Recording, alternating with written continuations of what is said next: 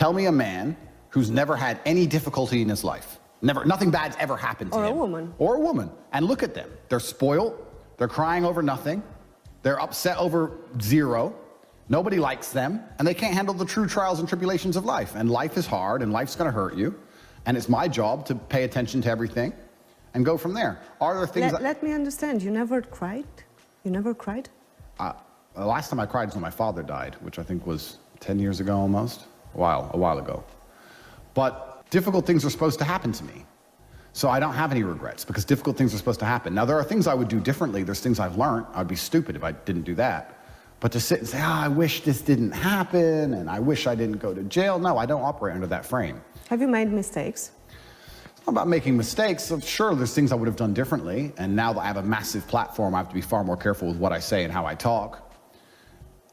I've learned things, and I think the human experience is that we all learn things and we all grow over time. I think if you were to find anybody on the street and say, are you different than you were 10 or 15 years ago? Everybody with a brain would say, yeah, I've learned things and life has taught me things and I've changed, absolutely. But I don't have regret about any of these things that have happened to me because I know in my heart what I've done. I know if I'm guilty or innocent. I know I've done nothing wrong. I believe the world now understands I've done nothing wrong. Now we're in a judicial process. We're going to go through the process. I respect Romania. I respect the courts. We're going to go through the process, and I believe the judge is going to conclude that I've done nothing wrong. And it'll just be another chapter in the long book of Andrew Tate. How many cars do you have? Well, DCOT have 15. They have 15.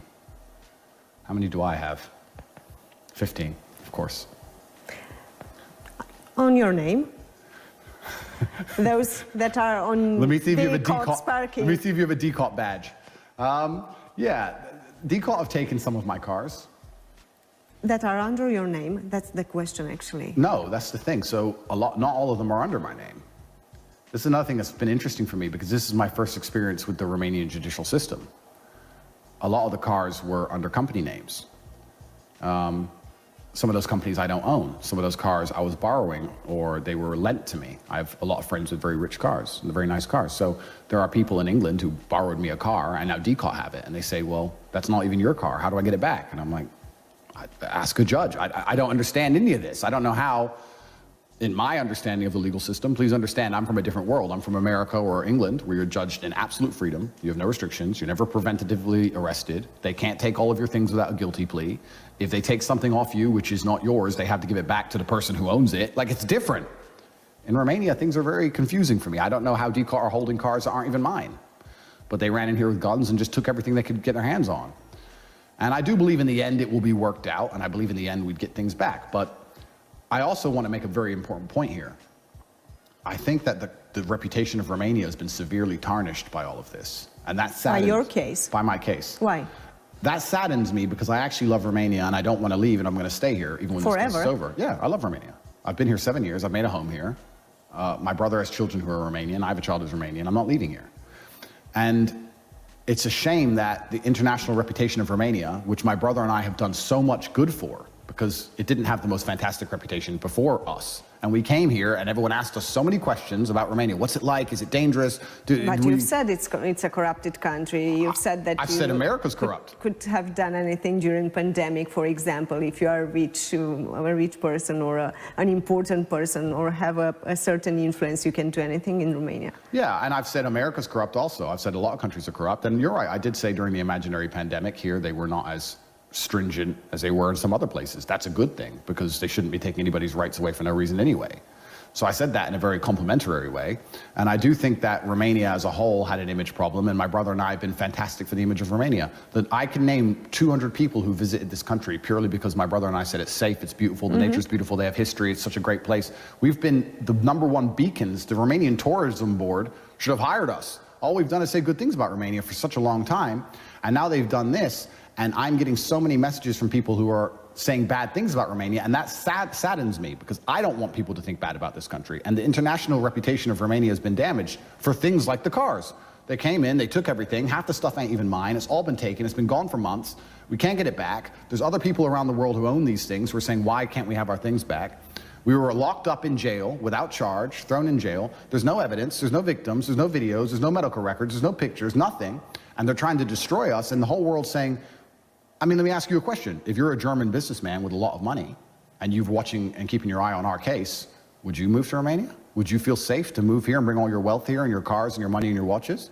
And then Romanians want to sit and talk about how we need more money for schools, need more money for the roads, how we struggle with the pension, how the old people are getting hurt in nursing homes. And I sit and say, yeah, well then you need rich, influential people to come here and obey the law and pay taxes like my brother and I have done. But because there's a few very over-ambitious DCOP prosecutors, you've now destroyed Romania's image to the point where for the next 10 years, nobody with money wants to move here. So what have we achieved? What has Romania achieved?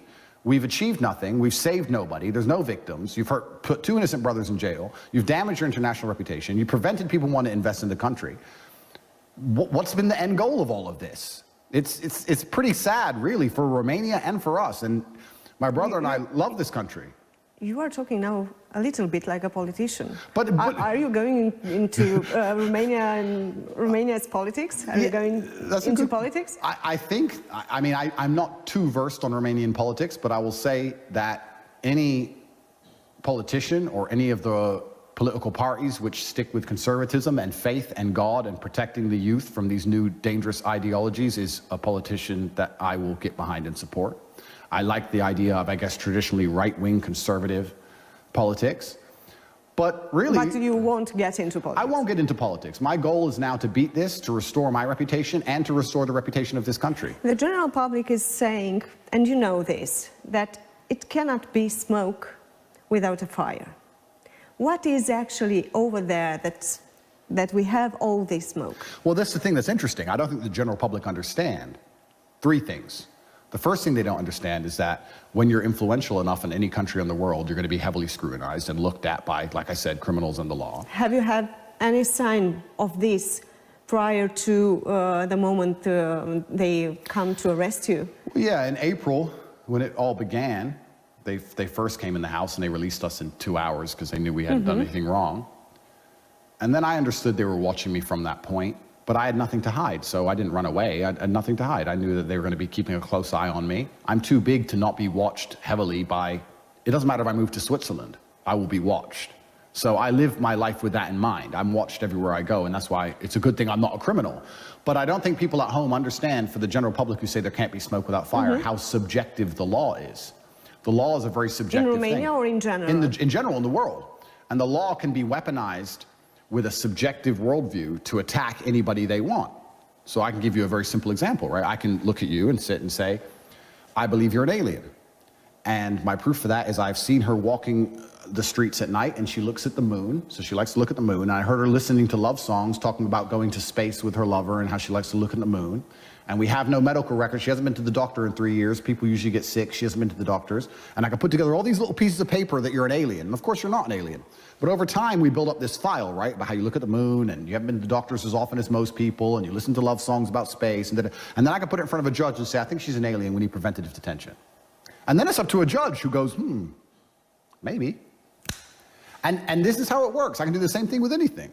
Did anyone try to buy your business before that moment? It's a very good question. And I think that there's a lot going on that even I don't truly 100% understand yet. But I have put my faith in the Romanian judicial system, and I do think we'll be found innocent. But perhaps there were some other influences. I also want to make it clear that I believe my host nations, my home nations, America and England, have abandoned me. I believe that because of my political views and because I am anti-LGBT, anti-Ukraine war, anti-COVID vaccine, anti-many things, and I've been very vocal about it, I think that they were very happy for me to suffer this consequence and didn't decide to do something about it like they could have. So there's a lot going on. But all I can do as a man is stay true to myself and stay true to God and do the right thing. You didn't answer my question. No, I didn't, because it's on television. But perhaps there were some people interested in some of my assets before all of this kicked off. Perhaps that had some influence on the case, I'm not sure. Did you order pizza?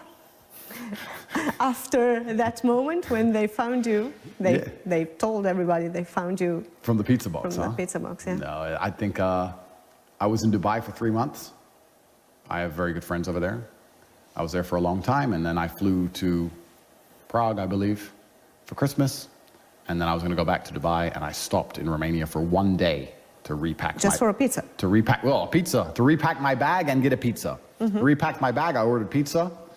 And then my friends from DCOT came and took me to the DCOT Hilton. And then I've been here ever since. So it seems the Romanians were waiting for me. And, you know, perhaps, I guess, if you were to ask me as a professional what I believed they were hoping to do, they thought that they could throw me in jail with this very weak file of nothing, of TikTok, which is garbage, put me all over the news, set up hotlines and billboards, and not just in the news in Romania, internationally. If Andrew's a bad person, if he's ever hurt you, call this number. And they thought they'd get a real case. They said, let's just leave him in jail until the real case appears. It didn't appear, and because it doesn't exist.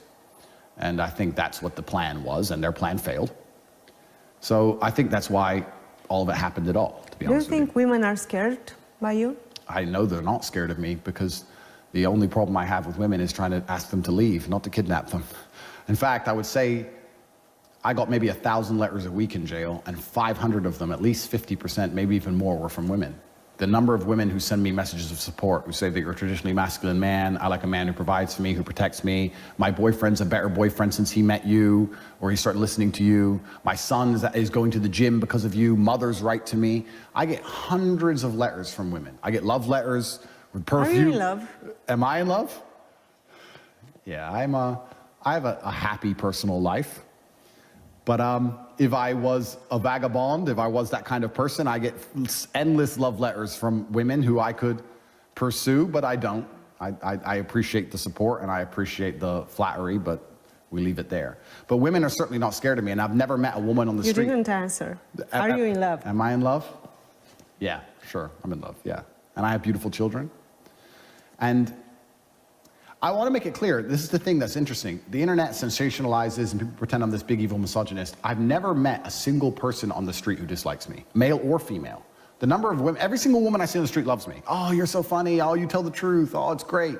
Nobody, I've never had a personal problem with anybody, male or female, ever. You've said about you that you are a misogynist. No, I said, well, I know what you're trying to say. You're saying I said I'm a misogynist. I'm not trying to say anything. I was just I said I'm a realist. And if being a realist makes me a misogynist, then so be it. I am a realist, and I refuse to sell my sanity and sell my soul to the false god of equality. Men are physically stronger than women. Women have an emotional intelligence and intellect that men don't have. Women are better with children, especially small children, than men do. We don't have the patience for it. Men are the ones who should financially provide. I believe in everything that the world believed in 10 years ago until we all went insane. I'm a realist. And by extension, they call me a misogynist because I say a man should protect a woman.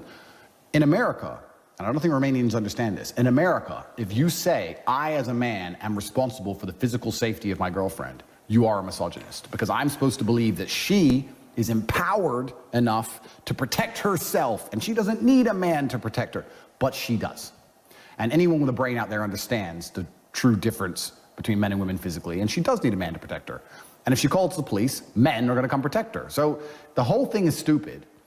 And but is there... that makes me misogynistic in the eyes of the crazy West. But is also the woman's protection for a man? Women protect a man's spirit. Yeah. They protect a man's soul. Exactly. And when you're sick, you need a woman. You don't need your boys. You need a woman. So women have a very important role to play, and I think that the unison between men and women is beautiful. It's been designed by God. We have different roles to play, which is why we're so important as a team. If we're the same, we don't need each other, which is the most destructive thing about all of this. In the Western world, the reason marriage rates and birth rates are falling so heavily is because men act like women and women act like men, so we don't need each other anymore, and there's no unison, there's no point. But a truly masculine man needs a truly feminine woman. That's the beautiful thing about all of it. So, yeah, I'm labeled misogynistic for being a realist, and I would rather take that label than sell my sanity and start saying things that aren't true and believing in the garbage, the slave mind programming they want me to believe in. Absolutely and utterly not, yeah. So if that makes me a misogynist, so be it. How do you earn your money? That's a good question. I sell meat. You like meat? With mushtar? Of course, sarmale. I have various companies. One of them is an online educational platform. I have a platform online that teaches people how to make money and teaches fitness and a bunch of other things. They're called The Real World. I have a private network, which I also run and operate. I have various financial instruments which operate and make me money. I have land, I have property, I have businesses in other countries, physical Video chat businesses. also? No. I used to have a video chat studio, and I've been very open and honest about this. I think it ceased working 7 years ago, 6, 7 years ago. We've had nothing to do with the video chat industry for 6 to 7 years. And Romania is full of video chat studios. I mean, they're still operating right now. We can drive down through Bucharest and pass 100 of them.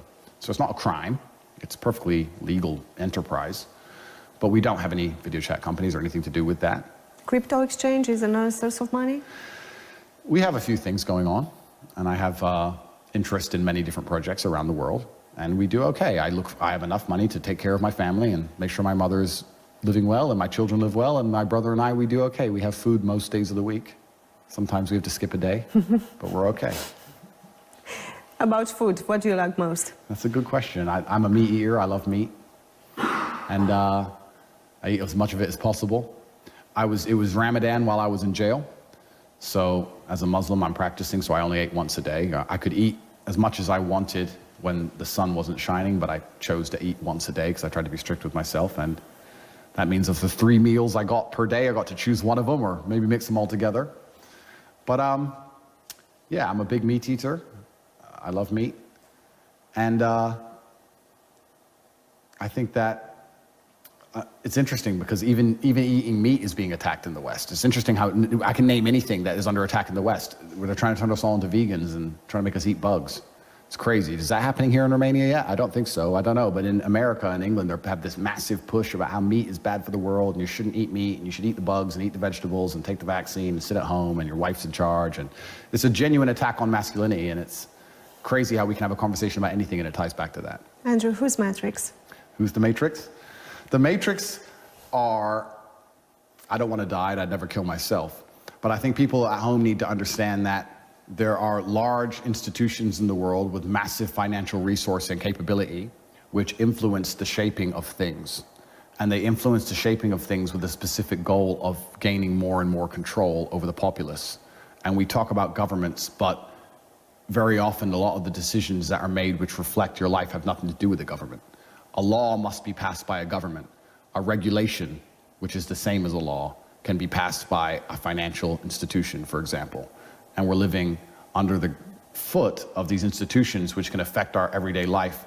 And they don't want people to become upset to the point where we rebel against them. So they're specifically attempting to destroy masculinity in real time because it is men which lead rebellions, and it's always going to be men who lead rebellions. So they want all of us neutered and eunuched and semi-depressed on antidepressants at home, as opposed to standing up and realizing that we're being destroyed and all of our wealth is being extracted from us in real time. So the Matrix is a group of people that nobody knows who they are, who are genuinely in control of the world, and they're in charge of all the important things, and they're primary. But they exist. But they exist. In your opinion? Well, it's if you're a powerful person, you want to retain your power. That's normal. And the number one way to ensure you retain your power is to grow your power.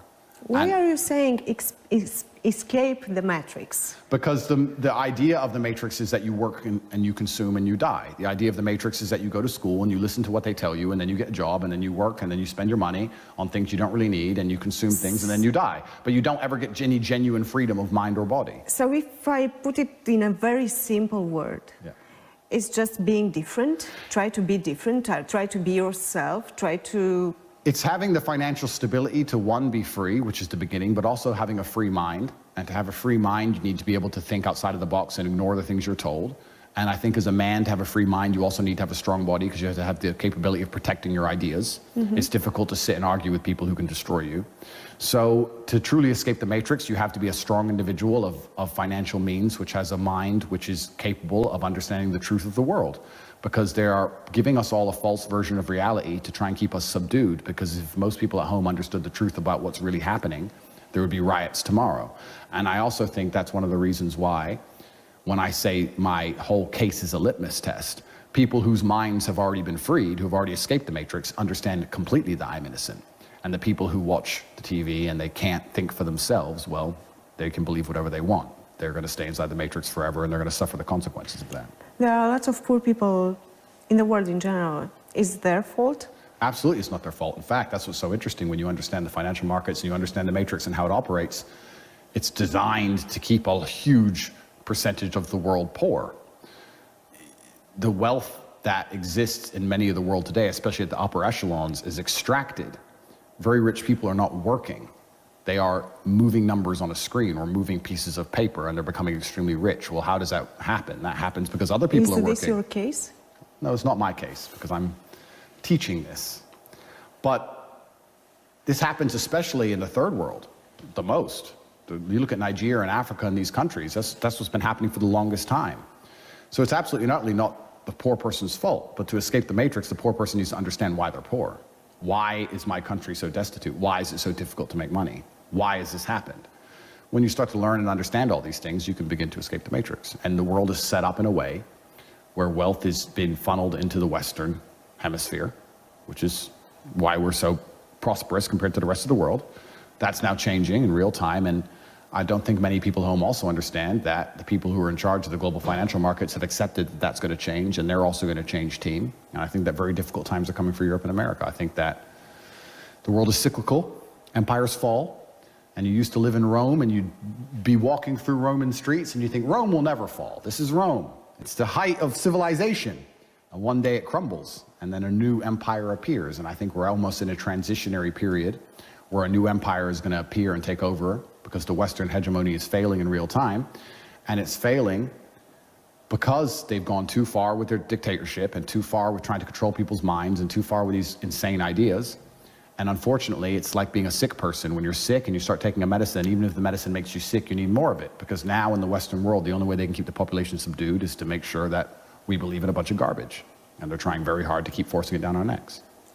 Who do you respect most? I have a lot of respect for a lot of people. And I respect any person who gets up, works hard, does their job, thinks for themselves, protects their family, provides for their family. I respect the normal man, the hard-working normal man. I think it's one of the hardest existences on the planet because it's one of the least appreciated. Women are appreciated and respected just for being more often than men are, because you're beautiful and you can give life, and men want women. And most men go through their lives, don't even get a compliment. I don't think most people realize that a lot of men go through life and nobody even compliments them ever, whereas a woman gets complimented 10 times a day. She doesn't even want them. She's like, go away, weirdo. So I think the normal working man has one of the hardest existences on the planet. If you're a normal guy getting up, working hard, and you're doing that to protect and provide for your family, that's a very difficult life to live, and I have absolute respect for these people. And I also respect, of course, there's some extremely famous, influential people like Elon Musk, who I have huge respect for opening up Twitter for free speech. Absolute respect to him, because he's fighting against the tyranny which existed before when you couldn't tell the truth about anything. I will stop you here just for a second. So you are in the Musk team, in the game Musk Zuckerberg? 100%, because Musk has opened up Twitter for free speech, whereas Meta, which have me banned, they don't allow you to say certain things. And I don't think people understand when we talk about free speech. They think it's just about having an opinion, but it's not that simple. Free speech is the basic underpinning of any democracy, because if you can't tell the truth about anything, then you're living in an absolute lie. We talk about the Matrix. The fact that nobody online could tell the truth about COVID for 3 years is why it took 3 years. If there was free speech, it would have taken 3 months, because nobody was allowed to say, wait, this is stupid. Why are we stuck in our houses? So free speech is extremely important for the freedom of humanity as a whole. So Musk is saving the world. Musk is saving the world. Are you going to train him? I would love to. I think if he's serious about fighting, then perhaps we will. I know him and we interact on Twitter sometimes. And he is very interested in this case. This, once again, goes back to... But he has to come to Romania for training. Well, this is the thing. He's very interested in this case. He's retweeted many videos where we've explained the truth of what's happened to us. And this ties back into the reputation of Romania, a country I love, a country I respect, a country I'm invested in, a country I want to live in, a country I'm never going to run away from. Now we have Elon Musk talking about how Romania has treated me unfairly. I feel sad about that Romania suffered that way, because they didn't need to, because none of this should have happened, because there's no victims of anything. So my primary goal also of protecting my name is actually genuinely to repair the reputation of Romania. And I want everyone at home to understand I don't blame Romania for this. I don't think this is Romania's fault. I think there's some other things that happened. I think this would have happened to me in most countries. And I trust the Romanian judicial system, and I believe that when Romania finds me innocent, it's going to be fantastic retribution for not only me, but the state of Romania and the country of Romania, to show that it's a proud nation that respects the rule of law. Are you still dreaming about changing the world? I think I've already changed the world. And I think if you change one person's life, you can change the world. It's a butterfly effect. You can change one person's life, and that one person can grow and do something fantastic. I know you don't like my politician answers, but I'm changing the world by inspiring the youth of today to be as hardworking as possible. I think that my platform for the generation of young men, I think that if any parent is concerned, they should watch the videos that their young boys are watching that I have made, and they will be pretty happy with what they see. And I think that if we inspire the young men of the world today, we can build a better future. I think that young, disciplined, energetic, hardworking men are always going to build the best society. Andrew? Yes. Have you lied in any moment during this interview? Yes. When? When you asked me how many cars I had. That was a lie. Okay. The rest of it was true. Sure. Positive. Have you ever lied about this case? I have no need to lie. I really have nothing to lie about. Lie about what? The two victims who say they're not victims, who say this is stupid, let us go? Like, What am if some others will appear? It's been a long time they've been trying to make others appear. That's what they've been trying to do with the media, trying to find them. I've been investigated by DCALT, which is a very competent federal agency, and they've been working in contingent with other federal agencies from other countries. I also want to make this clear to the population at home, anyone who thinks I'm a bad person because of things you've seen on the news. You take any average man off the street, take an average man off the street, and put him under 16 months of investigation from 3 different federal agencies, try to find every single conversation he's ever had, every person he's ever spoken to, every picture he's ever taken, every WhatsApp message he's ever sent, every email, everything, every bank transfer, all of it, and see what you find on that guy. What have they found on me? Nothing. If you put anybody under that level of scrutiny, you're going to find something. And with me, they found basically nothing. I'm one of the cleanest people you can possibly walk past on the street. And for all this time, they've been trying to find more victims because they know they don't have a case. And they've been trying to just talk, Andrew's bad, Andrew's bad. Is anyone think Andrew's bad? Call this number. And nobody calls it. Every person they spoke to, 2,000 people DCALT called, every single one of them defended me, all. So there are no victims, and there is no case. And there's nothing to find, and nobody knew it was going to appear, and none of it's real. So I don't have to lie. What do I have to lie about? Lies are very exhausting. One of the things people don't understand about lies is that it breaks the laws of physics. It takes a lot of energy to perpetuate a lie. If I put a lie out in there in the universe, you have to put a lot of energy into that lie to keep the lie alive. Look at COVID, how hard they had to lie all the time to keep the lie alive. I don't have the energy to do that. And the lie is that I'm a bad person. They've told the world that. They now have to find a way to continually try to pump energy into that lie, and that's why nobody believes it anymore. It's failing. Lies get exhausted. And as time goes on, the truth is revealed because the moral arc of the universe bends towards truth. The longer something goes on, the more likely you are to find the truth. And here we are after 16 months of investigation. At the end of my house arrest, after 9 months of incarceration, we're here with no victims. And the truth is coming clear to everybody at home. I've done nothing wrong. And then you have to ask yourself, if you want to ask interesting questions, is why did the Romanian state punish me so severely? Why? I don't know. Why did they put us in jail for so long? Why were we under house arrest for so long? I don't know. I can't answer that question. But I'm not going to be bitter about it. I'm not going to be upset about it. I'm going to understand that that was the decision Romania made. And if I respect the safety of this nation, which I do, I have to respect how the courts decide to keep the place safe. But the truth will be revealed in time. Did you ever broke the law in Romania? Well, if I broke the law, I'm sure it would be in the case file. They were following me for a very long time. I think I may have sped once. Take me to jail. Oops. I think I did 5 kilometers over the limit. But besides that, no, I have no reason to break the law. That's another thing that's interesting to me is that in the West, and I only understand the Western legal systems, we talk about motive. When there's a crime, there's a motive for the crime. Why did they commit the crime? Well, why did I commit this crime? I'm asking for the motive. Anybody at home with a logical brain to present to me the motive. I'm already very financially successful. I'm worth hundreds of millions of dollars. I have no need for money. I am very successful romantically. I have no need to rape anybody. So DCALT want you to believe that at the age of 35, as a very famous, well-known, world-traveled person with hundreds of millions of dollars, I decided to create a gang to then force women to do TikTok for money, which made no money. And I was going to force and hurt these women who say that I just told them how to post on TikTok and I've never hurt them. And I've done all of this for what? Why? I don't need money. I don't need to force women to do anything. It doesn't even make sense. You don't even have to be a legal professional. You can just be a logical thinking person and look at this guy and look at my case and go, well, he has no need to rape anybody. He doesn't need money. Why would he start doing this at 35? He was already successful. It doesn't make any sense. If I'm going on your logic, someone has to be the beneficiary of this case. Completely. Who is? Well, nobody. That's the thing. I didn't make a penny. According to Tate themselves, I did not make one lei. Nobody made any money. I did this whole big crime for no money. Nobody made any money. I did all this crime when I was already rich, with my friends who were saying that I never hurt them. Like, the whole thing is a logical fail. It's a logic fail. When you commit a crime, there's a goal, there's a purpose. What was the goal and purpose of my crime? Did I want to go to jail? Did I want 3 months in the Tate Hilton? There are two variants in your case, guilty or not guilty. Correct. If you are not guilty, you've explained everything. If they will find you guilty, what will you do?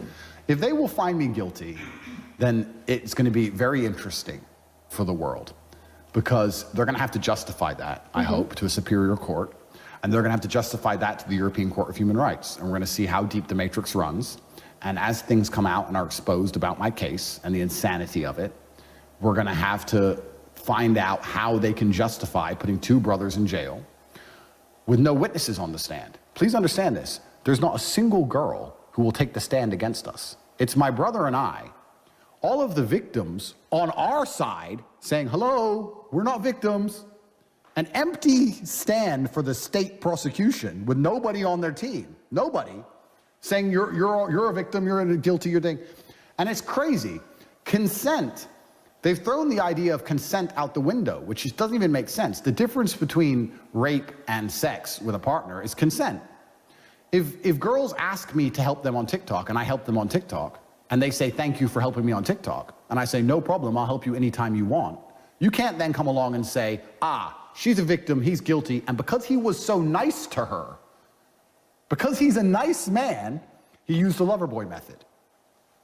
Think about how crazy that is. They're not saying I was evil and mean and forced them with force. They're saying I used the lover boy method because I was a nice man. So now if you're a polite man who helps somebody with something, it's the lover boy method. But and if the person themselves says, I asked for his help and he hasn't hurt me, she's still a victim and I'm still guilty and nobody's made any money and I have to go to jail. But did you use the lover boy method? What is the lover boy method? We just described how asinine that is.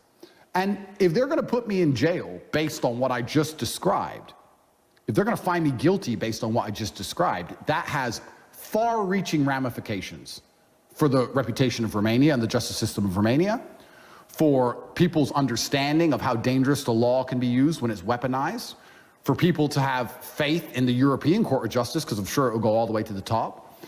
I don't see how they can put completely innocent men in jail. And that's the reason I'm saying I have faith in the Romanian judicial system, because I believe they'll do the right thing. I believe. People in other countries are saying, do you trust the judges? I'm saying, yes. I trust the Romanian judges to do the right thing. And I know I've done nothing wrong. And I trust them. And I trust that over time, as we explain this case, we're going to be free to go.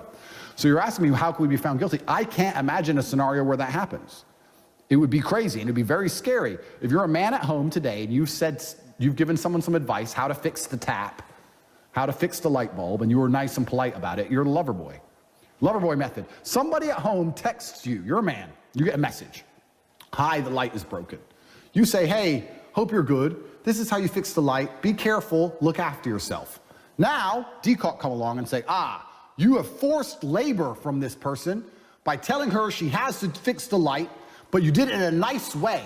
So you did it with the lover boy method. Because you didn't yell at her, you were very kind, so you used the lover boy method to charm her into fixing the light. Jail for you. And then when the person says no, I just asked him how to fix the light. I asked for his help. Quiet, you're a victim, quiet. Here's a statement saying I'm not a victim. Ignore that. No, here's 10 statements they made saying they're not victims. They threw that out. No, you are a victim and he is bad and he used the lover boy method because the light is repaired. It's crazy.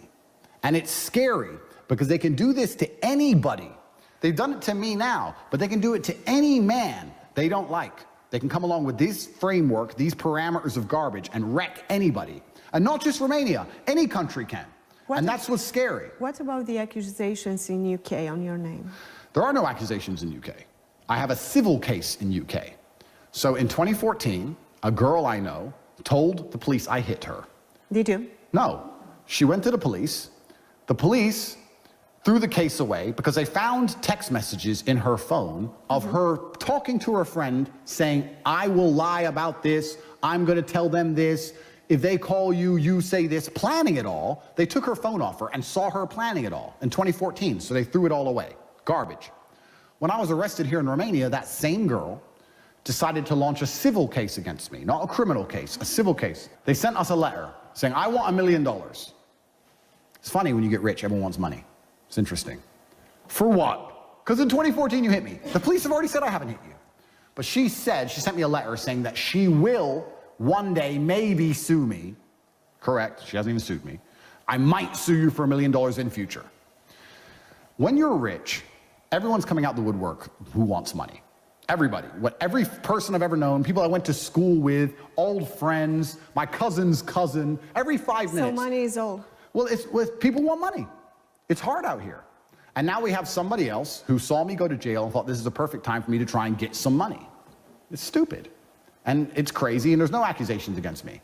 Again, I have to look into your eyes and ask you, have you ever hit a woman? That's a good question. I have, because I'm going to tell you the truth, because I'm a professional kickboxer and I've trained women. So yes, I have hit a woman in sparring. But in anger, beside that? In anger, no. I don't need to, and I don't think that that's a constructive way to operate a relationship. And if I hit a woman, there would be serious physical evidence. I'm a big man, and I know how to hit. And the fact that these people... Have you put anyone to hit a woman for you? No. I don't need to operate in that frame, and my life is really not that way. I create my reality very heavily. All of the women I know and interact with are extremely smart, extremely respectful, extremely polite women. I'm not an idiot. I don't have scenarios where everyone's doing drugs and people are drunk and people are screaming. Not at all. My life is very calm. It's very normal. And there's no need for any kind of violence against anybody. I don't hit men at random either. I haven't hit any of my guys in my house or my friends or... Why? We're not children. Why have you chosen a former policewoman to protect you? Well, that's another really interesting thing about this whole case. I guess you're talking about Luana, right? I thought her name was Ellie. So it's interesting. I'm glad you mentioned this. We're a criminal gang, supposedly. I only saw her twice in my life before this. I didn't know her. She came to some parties, and I thought her name was Ellie. I didn't even know her name. Now they're saying she's a former policewoman. Well, she's part of the case. Well, exactly. So when they put this gang together, they took me, my brother, obvious, our personal assistant, Georgiana, who I know very well, of course, and Ellie. I was like, what are you doing here? I met Ellie twice in my life before this entire experience. I don't even know this woman. I literally barely know her. My brother knew her. I think it's one of my brother's ex-girlfriends. She used to come to parties, but I was just like, hi, hi. I think before this experience, I must have said literally 3 words to her in my life. I don't know this person. You didn't ask Tristan about her? No, nothing. I don't know her. Tristan knows a lot of girls and a lot of men. He knows a lot of people. I don't know her. I had no idea that she used to be a policewoman. I don't think being a low-level policewoman 5 years ago can protect you from DCAW, the #1 federal agency in the country, so it doesn't even make sense. And I didn't even know that was her past. I didn't know her past at all. I didn't know the person. So it's another, I'm glad you mentioned that, which shows how crazy the whole case is. Describe Tristan in 1 word. That's a good question. His nickname is Talisman, and I think that that is a perfect nickname because he is an extremely lucky person. He's lucky. If you had to choose someone... Luckier than you? Yeah. If you had to choose someone to Are roll... you jealous? No, not about at all. that? Not at all, because he's on my team. If you had to choose someone to roll the dice and get a 6, you would choose Tristan. Describe you in 1 word. That's a good question. Perspicacious. I pay attention to things. I understand why things are happening. I think a lot of people go through life and they're semi-blind. But I like to try very hard to pay attention to everything and notice everything and put the pieces together as to why I end up in the situations I'm in. Did you understand what happened to you? I understand that there is an ongoing judicial process. I believe that it is spawned from my monumental success. I believe that justice will be done. I believe the population understand that I am innocent of any crime. I believe that it's been a learning experience, and I am here to continue my life to represent myself and represent Romania in the best possible light to the world. And that was the proof of being perspicacious? Absolutely, yeah, that's right. in the end of our discussion, do you have a message for those who are watching you? Yeah, I do have a message. And my message is the same as every other message I've ever given, which is one of positivity and one of hard work and diligence. And I would like to think that me going through this process has not only taught me things, has also taught other people things. And I hope everybody can learn a lesson from